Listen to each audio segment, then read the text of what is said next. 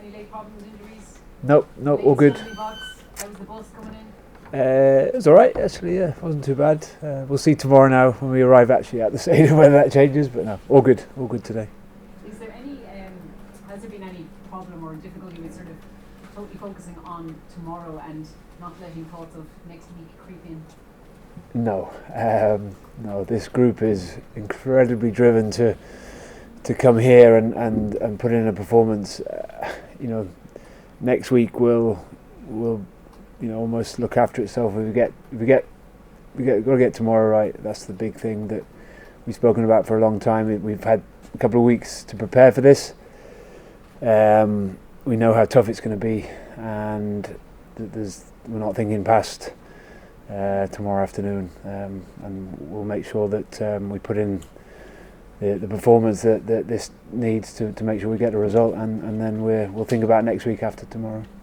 Is there any worry about some of the returning players in terms of that rustiness, that lack of game time and hitting the ground running? I don't think so. I think a lot of those guys are fairly experienced now, and they've got a lot of games under their belt over the years, and they've been constantly connected to what we're doing, even though they haven't been always in full training over the last few weeks. So we certainly don't feel like there's any issue there, and we also feel like we have a very strong bench to come on and finish the game.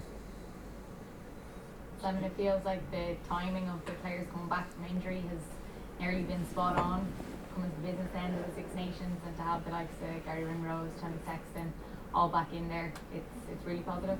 Yeah, well planned by the medics, but yeah, I think we always knew that this, whenever you've going through a Six Nations, you're never likely to pick the same 23 each week. So we know that there's always going to be a few things along the way. The great thing is we go to Rome and we put in a performance that gets us the 5 points, and Rome is not an easy place to go and play. So credit to the guys that took the field there, and also credit to the guys that didn't and were supportive of those guys that did and stayed around and were connected, and it massively the massive onus goes on the preparation of the team and how that works with the guys that don't get a chance week in, week out. This week's been excellent in that respect in terms of what they've had to do to try and get the team prepared, and that was no different in the Rome week. So it's great that we have some senior guys coming back in, but we're also really pleased with what the guys did in Rome and to get the result. Yeah, Johnny has spoke about that, the players have spoke about that, Andy has spoke about that it's a real squad effort. How do you keep that happy environment? Like, the players want to play, they want to be in the starting team, but you do get the sense that everybody is sort of pulling for each other and wanting everybody to do well. How do you keep that? Yeah, it's tough when in competition for places is only going to get greater. But I guess you've just got to be honest with players and make sure that they understand what we feel as coaches that they need to work on to try and increase their chances of getting selection. And when they do get selected, and guys did that last week. In against Italy, when they do get selected, they take their opportunity, and you can't ask for anything more than that. You can only pick 15 to start. You can only pick another 8 on the bench, but we know that come the World Cup, we're going to need quite a few more than that to be successful further down the line. So that is crucial for any team that's successful. It's not always just the 15 or 23 guys that are lucky enough to get selected. It's the guys behind those guys that are working week in, week out and preparing them.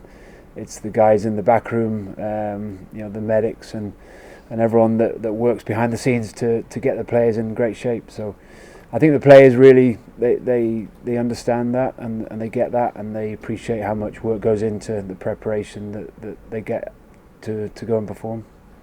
And that's not always been the case. Have you been on teams that not always been like that?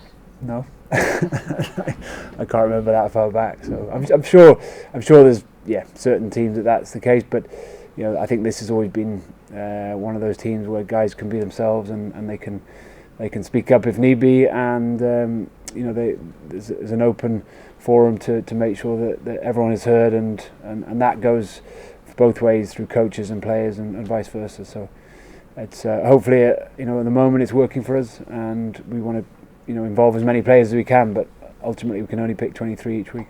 Just to follow on from that, like, if you brought an extended squad here today, is that part of making sure that everyone is feeding? I guess it's more that when you've got a couple of guys coming back from injuries, there might be a couple of ways of mitigating anything that happens during the week or when we've arrived here. So it's just more of an opportunity to bring a few guys along to make sure that if we did lose somebody in a certain position, that there's a specialised player ready to step into that position. And that's probably always been the case, but it is an opportunity, I guess, when it's a short flight over and we do get the chance to keep as many people connected as we can. Is it all 37? No. I'm not sure exactly. I think it's about 29. Yeah, I think there's a limit on the amount you can have out on the pitch anyway, so Okay, happy enough. Is there any kind of Can I embargoed ask one question? more? Yeah. Just on Scotland, obviously, it's a big moment for them. A triple crown on the line, Stuart Hogg 100 cap. It all adds a bit of edge to it. Yeah, it's huge for both teams, but obviously there's silverware to play for both of us, and there's some extra motivation potentially for Stuart Hogg with his 100th cap. He's been an incredible player for Scotland over so many years. We have one of our own players reaching a landmark. Gary Ringrose making 50 caps, which is no mean feat in today's game. But there's lots of little subplots throughout the game. We've got to make sure that we're disciplined and we don't let the emotion and the occasion get to us, and we're very accurate in what we do. And I guess that's the challenge for both teams, making sure that we stay on the right side of the referee and like I say, we're accurate and we don't allow the occasion to get the better of us.